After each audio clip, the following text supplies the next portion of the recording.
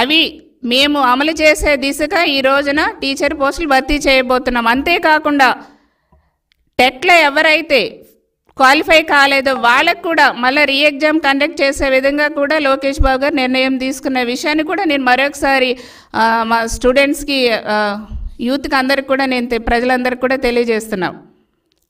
మరి అదేవిధంగా థర్డ్ది land titling act. ప్రజల్ని, రైతుల్ని ఎంతో భయభ్రాంతులకు గురి చేసేశారు జగన్మోహన్ రెడ్డి గారు, మీ ప్రభుత్వం. మా భూముల మీద మీ ఫోటోలు వేసుకుని మీ ఇష్టారాజ్యంగా వ్యవహరించాలని చూశారు. దాన్ని కూడా ఈ రోజున చంద్రబాబు నాయుడు గారు ముఖ్యమంత్రిగా ఛార్జ్ తీసుకున్న వెంటనే రద్దు చేశారు ఆ చట్టాన్ని కూడా. అది మా ఘనత.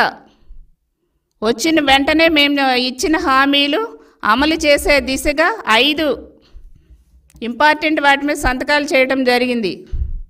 అది గుర్తుపెట్టుకోండి. మేము వచ్చి ఇంకా చంద్రబాబు నాయుడు గారు ఛార్జ్ తీసుకుని 12వ తారీఖున తీసుకున్నారు. ఇంకా నెల కూడా కాలేదు, అప్పుడే 3 మేము సక్సెస్ఫుల్గా ముందుకెళ్తున్నాం. తర్వాత అన్నా క్యాంటీన్లు,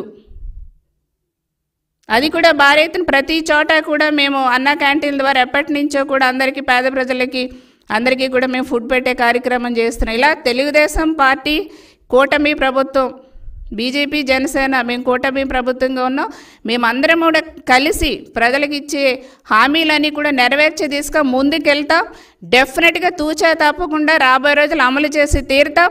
29లో కూడా మేము ఇంకా మరింతగా ప్రజల యొక్క అభిమానాన్ని చూరగొంటూ ముందుకెళ్తామనేసి కూడా సభాముఖంగా తెలియజేస్తూ, ఇకనైనా ఈ తప్పుడు రాతలు రాయటం మార్చుకోండి. లేదంటే ఇప్పుడు 151లో 5 తీస్తారు. ప్రజలు రాబోయే రోజుల్లో ఇంకొకటి కూడా తీసేసి మిమ్మల్ని పంపించేస్తారు ఇంకా తిరుగుటపాలు. Thank you.